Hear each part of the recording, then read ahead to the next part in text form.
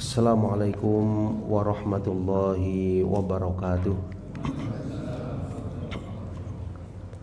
Innal hamdalillah nahmaduhu wa nasta'inuhu wa nastaghfiruh wa na'udzu billahi min syururi anfusina wa min sayyiati a'malina. May yahdihillahu fala mudhillalah wa may yudlil fala hadiyalah. Wa ashhadu an la ilaha illallah wahdahu la syarikalah wa ashhadu anna Muhammadan abduhu wa rasuluh. Allahumma shalli ala nabiyyina Muhammad wa ala alihi wa ashabihi wa man tabi'ahum bi ihsanin ila yaumiddin, amma ba'd. Ikhwani fiddin wa akhwati fillah, kaum muslimin dan muslimat jamaah salat subuh Masjid Al-Muttaqin yang dimuliakan oleh Allah Subhanahu wa taala. Syukur alhamdulillah di pagi hari yang cerah ini, hari Jumat tanggal 23 bulan Jumadil Akhir 1445 Hijriah, bertepatan dengan tanggal 5 Januari 2024. Kita dipertemukan kembali alhamdulillah dalam keadaan kebaikan, dalam keadaan sehat walafiat. Mudah-mudahan Allah Subhanahu wa taala senantiasa memberkahi umur, kesempatan dan waktu yang Allah berikan kepada kita semua, menjadi seorang mukmin yang semakin bertambah ilmu dan amalnya. Amin ya rabbal alamin. Kita akan melanjutkan jemaah sekalian pembahasan kitab-kitab para ulama. Dalam hal ini kita membahas salah satu karya Syekh Abdul Aziz Ibnu Abdullah Ibnu Baz rahimahullahu rahmatan wasi'ah, di mana beliau menulis sebuah kitab yang berjudul Ad-Durus Al-Muhimmah Li'amatil Ummah, pelajaran-pelajaran penting untuk seluruh umat, yang mana kitab asli dari kitab ini sangat tipis sekali sama sekalian, namun memiliki makna yang sangat penting, sangat urgen, kemudian disyarah oleh para ulama. Dan salah satu syarahnya yang di hadapan kita karya Syekh Abdul Razak Ibnu Abdul Muhsin Al-Abbad Al-Badr hafizahullah ta'ala. Di pertemuan yang terakhir kita sampai di pembahasan surah-surah ringkas dari Juz Amma, tepatnya di surah Al-Ikhlas ya, di surah Al-Ikhlas, dan kita akan membahas pada surah yang berikutnya Al-Falaq serta An-Nas. Kita lihat dalam kitabnya di halaman yang ke-33 jamaah sekalian ya, halaman 33. Kalau di kitabnya 32 ya, di filenya 33. Pembahasan ringkas dari tafsir surah Al-Falaq ya, kemudian An-Nas. Seperti biasa kita dengarkan tilawahnya terlebih dahulu.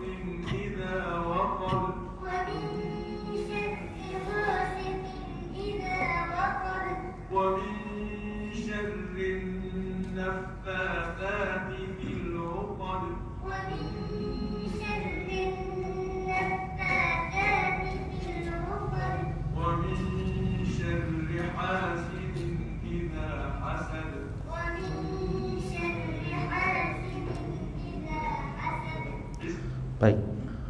Ya. Kalau tempoh hari surah Al-Ikhlas sama sekalian yang sudah dijelaskan makna ringkasnya, kemudian juga tafsiran ringkasnya sama sekalian. Mungkin sebagai tambahan ya, di antara fadilah dari surah Al-Ikhlas, yang mana ini merupakan salah satu pertanyaan ya di akhir majelis kita pekan lalu. Ini ada salah satu faedah ya dari salah satu ikhwan, yaitu tentang membaca surah Al-Ikhlas ya sebanyak 10 kali. Ya, ini ada riwayatnya alhamdulillah jamaah sekalian dari riwayat Imam Ahmad rahimahullahu taala, di mana ada riwayat bahwasanya Nabi sallallahu alaihi wasallam bersabda, "Man qara'a qul huwallahu ahad hatta yakhtimaha 10 marrat." Ya, barang siapa yang membaca qul huwallahu ahad, artinya surah Al-Ikhlas, kemudian dia mengkhatamkannya sampai 10 kali, merampungkannya sampai 10 kali. Ya, demikian lafadznya ya. Jadi lafadznya bukan mengulang tapi merampungkannya, mengkhatamkannya 10 kali, yang difahami berarti 10 kali membaca. Banallahu lahu qasran fil jannah. Maka ya, Allah Subhanahu wa taala akan membangunkan bagi hamba tersebut sebuah istana di surga. Maka jazakallahu khairan pada ikhwan yang mengirim kepada saya faedah ini sebagai jawaban dari pertanyaan salah satu jamaah di pertemuan yang lalu. Nah, baik, insyaallah kita akan melanjutkan ke surah yang berikutnya, yaitu surah Al-Falaq sama sekalian. Kita perhatikan di dalam terjemah ya dari surah Al-Falaq ini. A'udzu billahi minasyaitonir rajim. Bismillahirrahmanirrahim. Qul a'udzu birabbil falaq. Ya, kita lihat di layar.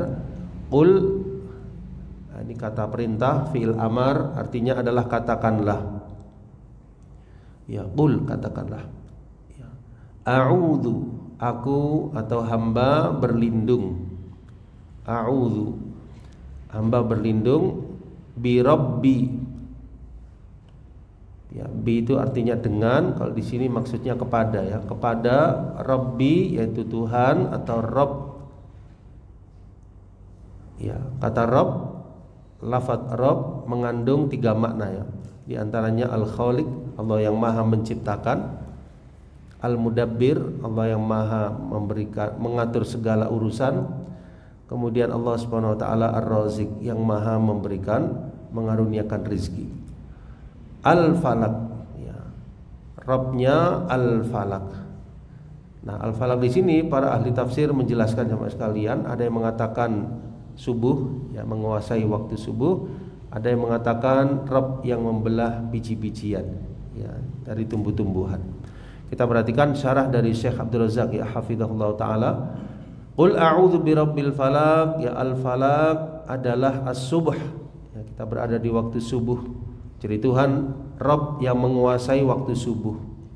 Ya, dan semua waktu, tapi di sini waktu subuh yang disebutkan. Artinya yang mengadakan, yang menguasai waktu subuh ya adalah Allah Subhanahu wa taala. A'udzu billah faliqil isbah. Ya, artinya aku atau hamba berlindung kepada Allah faliqil isbah, yang membelah waktu subuh.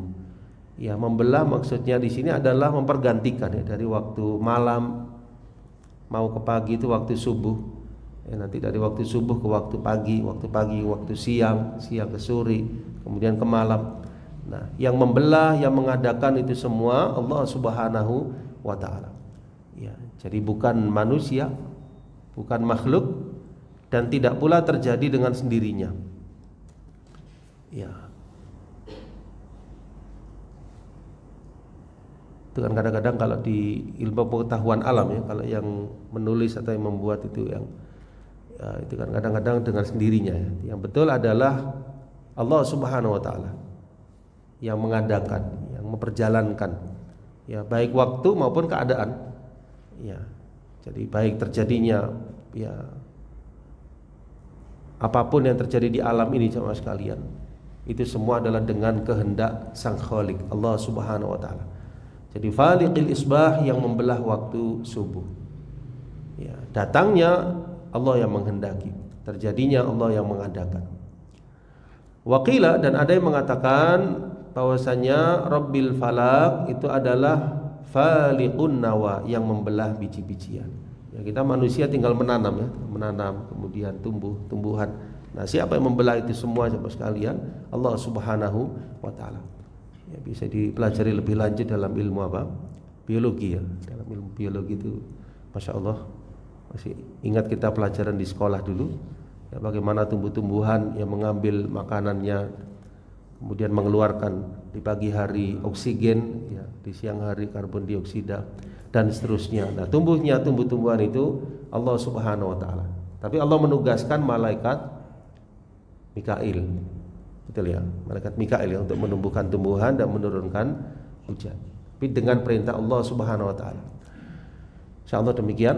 Katakanlah hamba berlindung kepada Rabbnya Al-Falaq ya. Kalau di sini terjemahnya lebih kepada waktu subuh ya. Jadi kepada Tuhan yang menguasai waktu subuh ya, sudah tepat meskipun ada makna yang lain. Min syarri ma khalaq ya, min dari syarri keburukan atau kejahatan ya, jamaknya surur ya, surur jamak dari syar.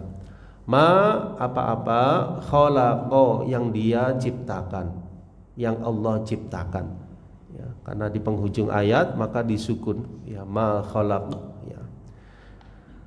Kata Syekh Abdul Razak hafizahullah taala, ai min syarri ya. Jadi maksud ayat yang kedua,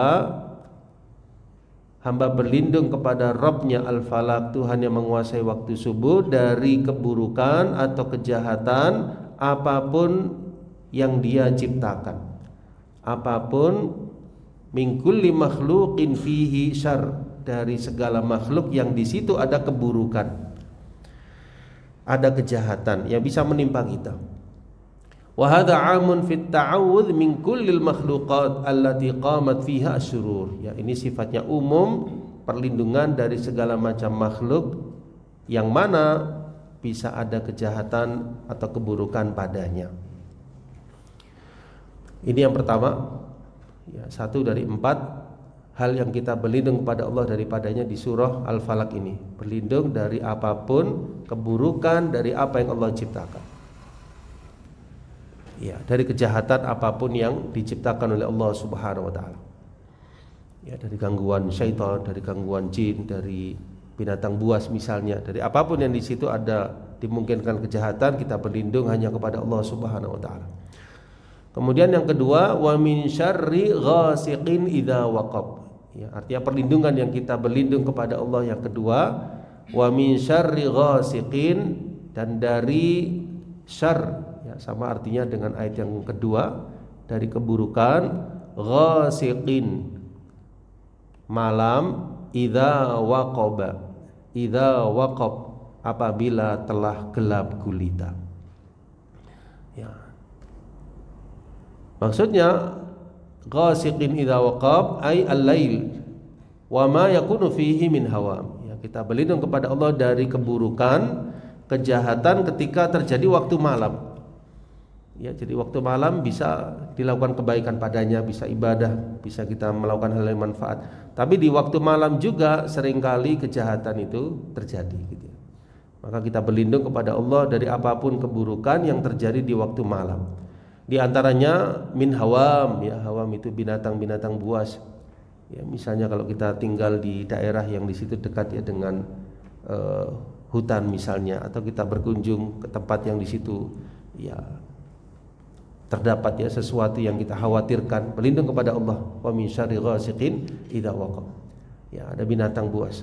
Wa ma tanba'itsu fihi min syayatin, ataupun syaitan-syaitan. Ya. Syaitan-syaitan kita berlindung kepada Allah terutama di waktu malam hari. Ya, karena itu kalau datang waktu maghrib ya, itu kan kita disuruh menutup ya jendela-jendela rumah, pintu rumah. Ya, karena biasanya mulai berkeliaran ya syaitan-syaitan, maka kita khawatir dari kejahatannya di waktu malam tersebut. Wa ma yataharraku fihi min syurur, dan apapun yang ada pergerakan padanya di waktu malam hari tersebut berupa kejahatan-kejahatan. Ya, misalnya orang ingin melakukan kejahatan ya, mungkin pencurian, perampokan dan sebagainya, itu kadangkala terjadinya di malam hari. Ya, meskipun zaman sekarang juga pagi siang pun juga ada ya, tapi sering terjadi di waktu apa? Malam hari. Maka di sini berlindung kepada Allah dari apapun makhluk keburukan yang bisa terjadi di malam hari tersebut, kita berlindung kepada Allah Subhanahu wa taala. Kemudian yang ketiga, di antara keburukan yang kita berlindung kepadanya yang merupakan ayat yang keempat, wa min syarrin naffatsati fil 'uqad ya, dan dari keburukan an-naffatsat ya, an-naffatsat as-sawahir allati yanfuthna fil 'uqad. Ya. Jadi para penyihir wanita, ya, penyihir bisa laki bisa wanita. Tapi jenis yang melakukan ini kebanyakan perempuan. Penyihir perempuan yang mereka yanfuthna fil uqad, ya, menghembuskan, ya, pada uqad, ya. Uqad itu jamak dari uqdah, ikatan-ikatan. Menghembuskan, ya, dalam praktek sihirnya itu kepada ikatan-ikatan. Hatta yatamakkanna as-sihru wa yaqa, ya, sampai sihirnya itu terjadi. Tapi terjadinya sihir itu dengan izin Allah. Ya, bukan berarti Allah Subhanahu wa taala ridho, tidak, tapi dia tidak akan terjadi kecuali dengan kehendak dan izin Allah Subhanahu wa taala. Nah, perlindungan kita kepada Allah Subhanahu wa taala jemaah sekalian, ini merupakan dalil, ya, bahwasanya sihir itu ada hakikatnya, ada pengaruhnya. Ya, dari sihir itu ma yaqtul, ya, bisa sampai membunuh seseorang. Dengan sihir bisa yumrid, ya, bisa membuat orang itu apa? Sakit. Bisa yufarriq bainal mar'i wa zawji, ya, bisa memisahkan, ya, waliyadzubillah, seseorang dari pasangannya dengan sihir tersebut. Ya, tergantung yang sihir, ada yang menjelakakan orang dengan cara membuatnya sakit, meninggal, ataupun apapun, ya, itu bisa terjadi, ada hakikatnya. Tapi itu semua tidak akan terjadi kecuali dengan kehendak Allah. A'adzanallah azza wa jalla wa hamana ajmain. Semoga, kata beliau, Allah Subhanahu wa taala memberikan perlindungan, penjagaan kita semua dari bahaya-bahaya kejahatan sihir. Ya, satu di antara kiatnya jemaah sekalian dengan memelihara al-adhkar, ya, zikir-zikir yang disyariatkan. Ya, zikir-zikir yang disyariatkan ini insyaallah banyak menjaga seorang hamba. Ya, zikir pagi dan sore, ya, zikir sebelum tidur di malam hari, ya, banyak baca Al-Qur'an, ya, terutama surah Al-Baqarah ketika di rumah, ya, banyak meningkatkan nilai-nilai ketakwaan, ya, insyaallah akan menjaga diri seseorang dari sihir. Kemudian wa min syarri hasidin idza hasad, ya, dan dari kejahatan hasidin, orang yang dengki, idza hasada, apabila dia dengki. Hasidin idza hasad. Ay min syarri kulli hasidin idza taharraka fihi al-hasad wa yadkhulu fi dzalika al-'ain. Ya, jadi kita berlindung kepada Allah dari setiap orang yang dengki. Ya. Kira-kira kita tahu nggak orang yang dengki? Ya, kadang-kadang nggak tahu, maka berlindung kepada Allah, ya, dari kejahatan orang yang dengki apabila dia dengki. Karena dengki itu kan di hati, ya, kita nggak tahu. Berlindung kepada Allah dari iri atau dengkinya seseorang kepada kita. Ya, termasuk di sini kata beliau al-'ain. Al-'ain itu orang yang memandang, jemaah sekalian. Pandangan mata seseorang, ya, ini bisa karena takjub, ya, tapi tidak mengucap masya Allah. Bisa juga pandangan tidak suka, pandangan tidak suka atas nikmat seseorang. Nah, itu bisa kena orangnya tersebut, kena ain, kena pandangan mata. Karena ain itu la takunu illa an hasad, ya, tidak terjadi kecuali dari hasad, kata beliau. Ya, ain itu tidak terjadi kecuali dari hasadnya orang tersebut. Ya, wallahu a'lam bishawab. Boleh kita tambahkan, bisa juga terjadi karena pandangan seseorang yang tidak mengucap masya Allah. Maka di sini perlu kita hati-hati, ya, jemaah sekalian, dari pandangan atau sikap seseorang hasadnya kepada diri kita. Nah, hasad itu biasanya muncul karena ada sesuatu yang diinginkan yang dia tidak suka. Nah, berarti di sini kuncinya apa? Misalnya, kuncinya adalah bagaimana kita memelihara kenikmatan atau apa yang Allah lebihkan kepada kita itu tidak harus semua orang mengetahuinya. Karena orang itu juga bermacam-macam. Ya, ada orang yang suka, ada juga orang yang tidak suka. Saya ulangi, tidak harus apa yang kita miliki, kenikmatan, kelebihan, baik materi maupun apapun, tidak harus semua orang tahu. Karena khawatirnya dari yang tahu itu ada yang tidak suka. Dan nanti dari tidak suka tersebut dia ada perasaan iri atau dengki, ataupun ada pandangan yang sifatnya ain. Insyaallah demikian ya. Mungkin ini lebih kepada kalau zaman sekarang di media sosial ya, zaman sekarang kita perlu hati-hati ya dalam men-share sesuatu, terutama apa yang kita miliki, kita ada kelebihan padanya, ini hati-hati. Ya, tidak harus kita share. Khawatirnya ada yang belum mendapatkan. Ya, mungkin dia akan terenyuh hatinya, mungkin akan hancur hatinya, atau akan iri, dengki dan sebagainya. Kita nggak tahu ya siapa yang melihat postingan tersebut. Ya, kecuali kalau urusan dagang ya, misalnya dia memang memasarkan gitu ya. Tapi ini maksudnya menampakkan ya kenikmatan, kelebihan. Ya, misalnya keharmonisan rumah tangga misalnya di share misalnya, kan bisa jadi ada orang yang tidak mendapatkan hal tersebut. Kalau dia melihat ya mungkin dia ada perasaan iri, dengki dan sebagainya. Atau kita memiliki harta atau apapun yang tidak mesti di share.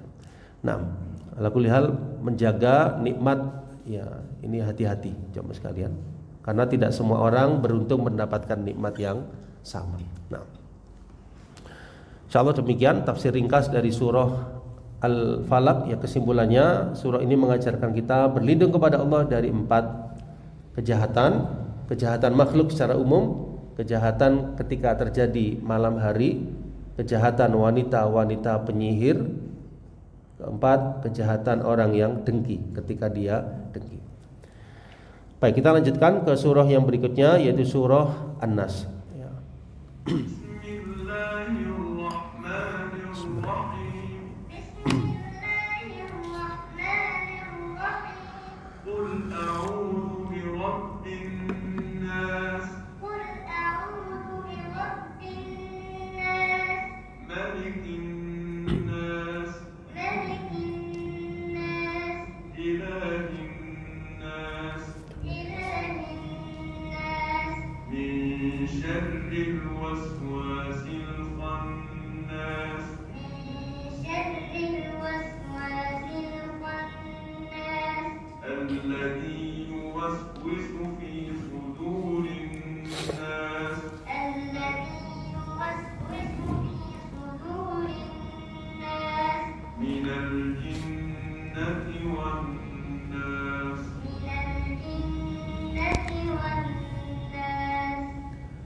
Ya, alhamdulillah, ini adalah surah An-Nas, surah yang terakhir dalam urutan Al-Qur'an Al-Karim atau dalam urutan mushaf.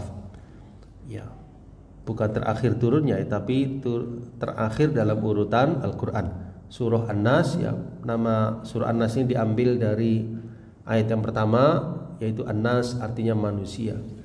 Bismillahirrahmanirrahim. Qul, katakanlah, ya, a'udzu, hamba berlindung, birabbi, kepada Rabbnya, An-Nas, manusia. Ya, Allah Tuhan segala makhluk ya, satu diantaranya manusia.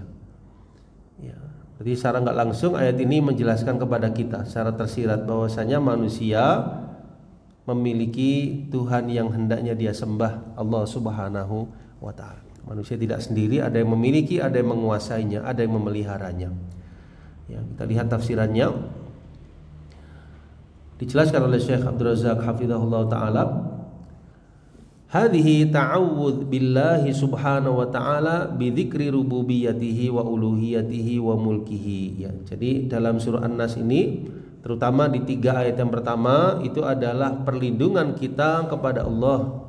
Kita mohon kepadanya perlindungan dengan menyebutkan rububiyah Allah Subhanahu wa ta'ala. Ini pada lafadz bi rabbin nas, rububiyah Allah Subhanahu wa ta'ala. Artinya Allah sebagai sang maha pencipta, sang pemelihara, pengatur segala alam, pemberi rizki, rububiyah. Wa uluhiyatihi, uluhiyah Allah Subhanahu wa ta'ala. Ini pada ayat yang ketiganya ya, ilahin nas, sesembahan manusia. Uluhiyah artinya Allah yang berhak disembah. Ya, rububiyah, uluhiyah. Wa mulkihi, dan kerajaannya. Ini pada ayat yang kedua, malikin nas, yang memiliki atau yang merajai manusia. Wa hadhil asma' ats-tsalatsa. Nah, 3 nama tersebut, yaitu Rabbun Nas, Malikun Nas, Ilahun Nas, Allah sebagai Rabb, sebagai Al-Malik, sebagai ilah, marrat ma'ana fi Fatihatil Kitab, ya sudah kita lalui di surah yang pertama pembuka Al-Qur'an, yaitu surah Fatihah, di mana terdapat ya pada maqamits tsana ayat yang menunjukkan ya pujian kita kepada Allah Subhanahu wa taala. Wa fi khatimatil kitab waradat isti'adzah subhanahu wa ta'ala wa i'tisaman bihi jalla fi ula. Jadi pada surah Fatihah itu ada pujian kita kepada Allah, alhamdulillahirabbil alamin. Nah, pada khatimatil kitab, penghujung Al-Qur'an, itu terdapat perlindungan, permohonan kita berlindung kepada Allah Subhanahu wa taala ya, dan penjagaan darinya. Ya, jadi awal Fatihah, awal Al-Qur'an, akhir Al-Qur'an, An-Nas. Ada perlindungan kita kepada Allah Subhanahu wa taala. Di Fatihahnya pujian kepada Allah Subhanahu wa taala. Ya. Kemudian ayat yang kedua, Malikin Nas, ya, raja manusia, yang merajai manusia. Ya. Ilahin Nas, sesembahan manusia. Ya, jadi kita hanya menyembah kepada satu Tuhan, Tuhan yang satu, Khalik yang satu, itu Allah Subhanahu wa ta'ala.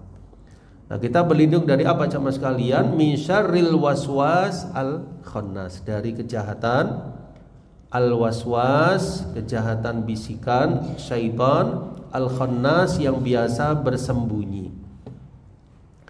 Ya, maksudnya al-waswas al-khannas yaitu as-syaitan, berlindung kepada Allah dari godaan-godaan syaitan. Ya, disifati dengan dua sifat. Yang pertama al-waswas, syaitan itu suka membisikkan apa? Bisikan-bisikan ke dalam jiwa kita, jiwa manusia.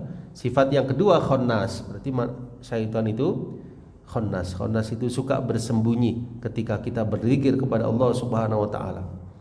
Idza dzukirallah khanasa wantarat. Jadi kalau kita berzikir, syaitan itu akan mengecil. Mengecil apa? Tubuhnya. Jadi syaitan itu bisa membesar, bisa mengecil. Mengecilnya dengan zikir kepada Allah, maka dia akan mengecil, menjauh dari manusia. Wa fi hadza al-hath 'ala al-muhafadha 'ala dzikrillah wa anna dzalika a'zam waqi'in lil 'abdi minasyaitan. Ya, jadi ayat ini memotivasi kita untuk memelihara zikir-zikir, dan bahwasanya zikir-zikir itu a'dhamu waqin, ya, sebesar-besar benteng penjagaan bagi seorang hamba dari godaan-godaan syaitan. Yang mana syaitan itu? Alladzi yuwaswisu fi sudurin nas, ya, memberikan waswasah,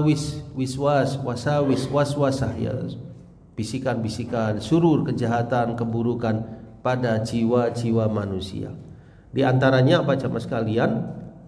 Bisikannya itu afkar rodiah, fikiran-fikiran yang buruk. Yang kedua, aqaid al-fasidah, keyakinan-keyakinan yang rusak. Yang ketiga, ma'anil khabithah, makna-makna yang buruk. Ya, intinya sesuatu yang buruk, yang enggak baik sama sekalian, yang dibisikkan oleh syaitan, kita berlindung kepada Allah daripadanya.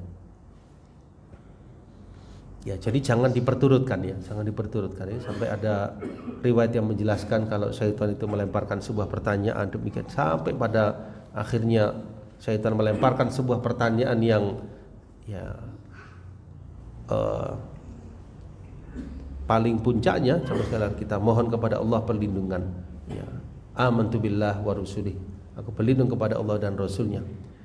Ya, aku beriman kepada Allah dan Rasulnya. A'udzu billahi minasyaitonir rajim, aku berlindung kepada Allah dari godaan syaitan yang terkutuk. Minal jinnati wan nas, ya, maksudnya al waswas, ya, jadi bisikan-bisikan itu kama yakunu minal jin, ya, sebagaimana dari jin bisa juga dari manusia. Cuma bedanya kalau dari jin, dari syaitan tidak terdengar oleh telinga kita, tapi masuk dalam jiwa bisikannya. Kalau dari kalangan manusia kita dengar dengan telinga, ya, bisikan-bisikan atau ucapan-ucapan, ajakan-ajakan yang tidak baik, ya, dari kalangan manusia. Walhasil anal muslim matlubun minhu an yu'na bi fahmi ma'ani kalamillahi subhanahu wa ta'ala. Ya, walhasil annal muslima matlubun minhu ayyu'na bi fahmi ma'ani kalamillahi subhanahu wa ta'ala. Jadi hal yang bisa kita dapatkan sebagai faedah sama sekalian, nasihat beliau, jadi seorang muslim ya hendaknya memperhatikan makna kalamullah subhanahu wa ta'ala. Ini ringkasannya setelah Syekh Abdul Aziz bin Baz menyebutkan ya tentang pentingnya memperhatikan, menghafalkan, memahami makna-makna 16 surat. Surat apa saja? Fatihah, Az-Zalzalah sampai An-Nas. Fatihah 1, kemudian juz ammanya Az-Zalzalah sampai An-Nas. Maka nasihat dari Syekh Abdul Razak agar kita memperhatikan makna-makna Al-Qur'an Al-Karim. Ya, secara umum ya. Tahap pertamanya 16 surat tersebut. Wa yakfil awam an yahfadhu hadhihi suwar. Ya, cukup bagi kalangan keumuman kaum muslimin untuk ya umpama dia tidak hafal seluruh Al-Qur'an, paling tidak hafal surah-surah tersebut. Fatihah, kemudian surah Az-Zalzalah ya sampai dengan An-Nas. Ya, surah yang pertama, surah yang ke-99, 100 sampai 114. Ya. Wa yu'nau bi muraja'ati ma'aniha, hendaknya keumuman kaum muslimin tersebut memperhatikan ya murajaah makna-makna yang terkandung di dalamnya.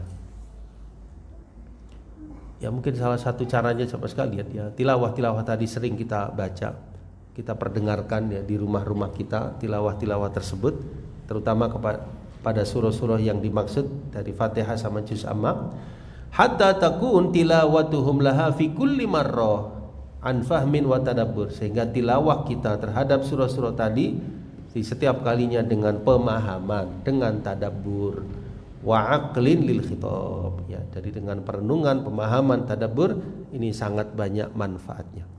Insyaallah demikian ya akhir dari pembahasan surah-surah di juz amma sampai dengan surah An-Nas. Baik, kita lanjutkan pada bab yang berikutnya sama sekalian. Kita lanjutkan sedikit ya. Bab yang berikutnya di sini ad-darsus tsani, ya pelajaran yang kedua. Ya, kalau pelajaran yang pertama itu tentang perhatian kita kepada surah-surah yang tertentu, ya membacanya, menghafalnya, syarahnya, kemudian makna-maknanya, maka di bab yang kedua Syekh Abdul Aziz bin Baz rahimahullah taala menyarankan kepada kita atau menjelaskan lebih tepatnya pokok-pokok dari agama Islam yang mulia. Qala Syekh rahimahullah taala ya ad-darsus tsani, pelajaran yang kedua, arkanul Islam, rukun-rukun Islam. Ya, maksudnya ini harus dikuatkan, diteguhkan, difahamkan. Bayan arkanul Islam al-khamsah, ya penjelasan rukun-rukun Islam yang 5. Wa awwaluha wa a'dhamuha, yang paling awal, yang paling agung, syahadah alla ilaha illallah wa anna muhammadar rasulullah.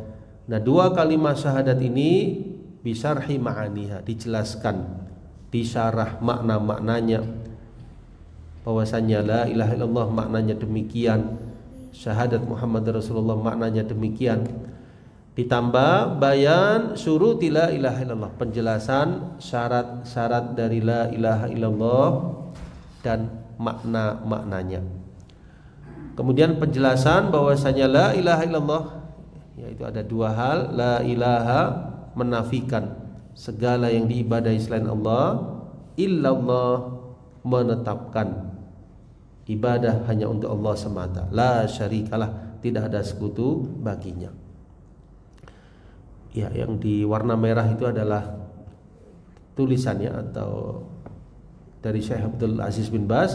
Kemudian yang warna hitam adalah syarah dari Syekh Abdul Razak, yaitu ada tulisan as-syarhu, ya syarah. Ini yang saya tebali ya, as-syarhu. Ya. Kata beliau, al-Islam lahu arkan la yaqumu illa 'alaiha. Ya, jadi Islam itu ada pokok-pokok atau rukun-rukunnya yang tidaklah berdiri kecuali di atasnya. Nah, rukun itu jamaah sekalian secara bahasa adalah janibus syai' al-aqwa alladzi la yaqumu syai' illa 'alaihi. Rukun itu sisi sesuatu yang paling kuat, yang tidak akan berdiri bangunan kecuali di atasnya. Jadi pokok atau rukun sesuatu yang paling kuat, yang bangunan itu tidak berdiri kecuali di atasnya. Nah, permisalan rukun Islam itu seperti a'midah. Apa a'midah itu? Tiang. Ya, jadi ibaratnya bangunan itu tiangnya. Nah, tiangnya ini kan menyanggah. Ya, ini pokok-pokoknya, rukun-rukunnya. Ya, seperti dalam syair yang ditebali ya. Wal baitu la yubtana illa bi a'midah. Wala imada idza lam tar'as autadu. Ya, jadi sebuah rumah itu tidak akan terbangun kecuali dengan ada apa? Pokok-pokoknya, tiang-tiangnya, cagak-cagaknya. Wala imada idza lam tar'as autadu. Ya, ini menunjukkan pentingnya pokok-pokok tersebut dan tiang-tiang tadi serta rukun-rukunnya. Nah, kemudian Islam itu sendiri apa jemaah sekalian? Islam itu sendiri dari kata aslama, ya, aslama, berserah diri. Ya, makna Islam al-istislam, berserah diri kepada Allah tabaraka wa taala dengan mentauhidkannya. Pasrah diri kita dengan mentauhidkannya. Faman aba an yastaslima lillah fahuwa mustakbir. Ya, kalau orang tidak mau berserah diri kepada Allah Subhanahu wa taala, maka dia orang yang mustakbir, menyombongkan dirinya. Wa man istaslama lillahi azza wa jalla wa li ghairihi fahuwa musyrik. Jenis yang kedua, kalau dia pasrah kepada Allah, berserah diri kepada Allah, tapi juga kepada yang lain, namanya apa? Musyrik. Artinya dia menyekutukan Allah Subhanahu wa taala. Wa bihadza yu'lam annal Islam yudaduhu amron. Ya, jadi di sini kita tahu Islam itu lawannya ada dua perkara. Yang pertama istikbar, kesombongan. Kesombongan di sini maksudnya tidak mau tunduk kepada Allah, tidak mau pasrah kepadanya. Yang kedua kesyirikan. Ya, dia berpaling, tak mau tunduk kepada Allah. Atau jenis yang kedua mau tunduk tapi juga kepada yang lain, kepada sesembahan yang lain, maka dia syirik. Nah, Islam itu jemaah sekalian seperti yang kita fahami dan kita yakini terbina di atas 5 perkara, 5 rukun yang dijelaskan oleh Nabi SAW dari hadis Ibnu Umar radhiyallahu anhuma.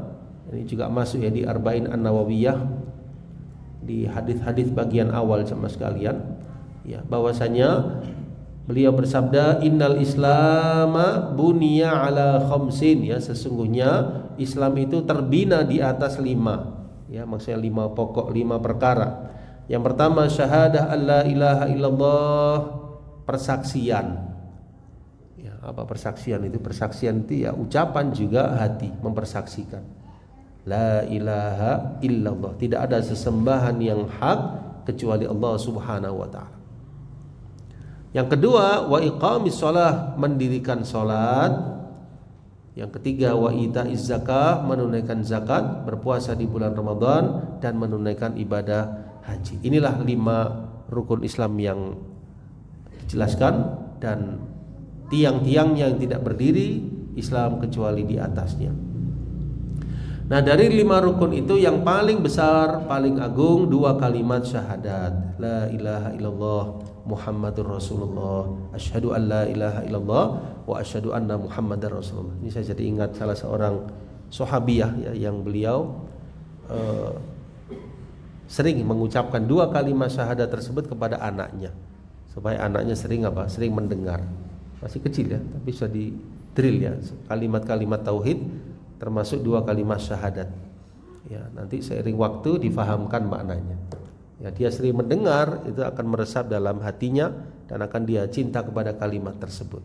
Ya, ini metode sahabat atau sahabiyah di masa dulu dalam mendidik anaknya. Ya, karena itulah di sini qaddabaha alaihi salatu wassalam, ya, didahulukan oleh Nabi sallallahu alaihi wasallam dalam rukun Islam yang 5. Pertamanya 2 kalimat syahadat.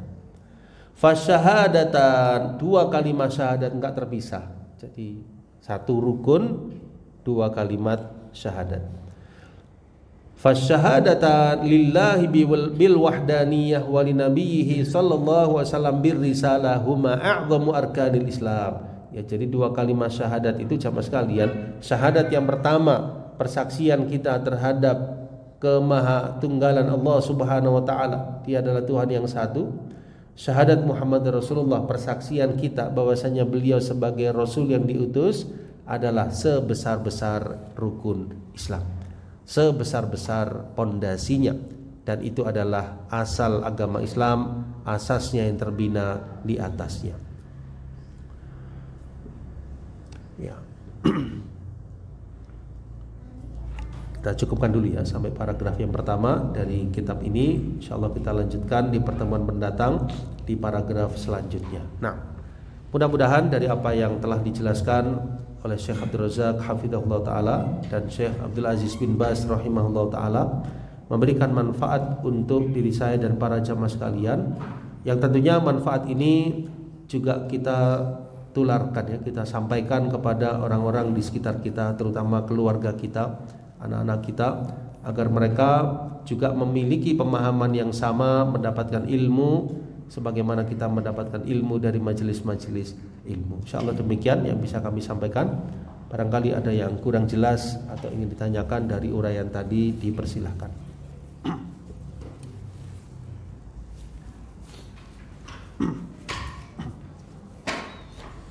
Jelas insyaallah. Nah, tafadhalah. Untuk zikir pagi petang, seringkali kita kalau zikir pagi itu kan saat kita taklim. Apakah afdalnya itu perlu kita membacanya setelah taklim, atau taklim itu sendiri sudah mengganti zikir pagi? Ya, zikir pagi adalah dengan mengucapkan wirid-wirid yang memang ada pada waktu pagi atau sore.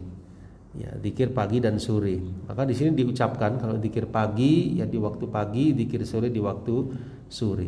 Ya, adanya majelis taklim ya baik di waktu pagi maupun waktu yang lain tidak menghalangi kita untuk membaca zikir-zikir tersebut.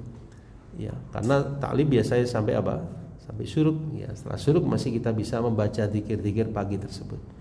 Demikian. Jadi kita dapat dua-duanya, majelis ilmu juga dapat, zikir yang sifatnya wirid-wirid tersebut juga kita dapatkan. Demikian insyaallah. Barakallahu fikum. Mafhum ya? Ya, mungkin yang paling ringkas ya kitab ini ya. Hisnul Muslim, di situ banyak sekali ya hal-hal yang kita dapatkan. Ada di situ khusus ya zikir pagi dan sore. Atau kitab-kitab para ulama yang lain. Cuma Hisnul Muslim kelebihannya mudah untuk istilahnya mudah untuk kita bawa, mudah untuk kita baca. Nah, demikian insyaallah. Barakallahu fikum.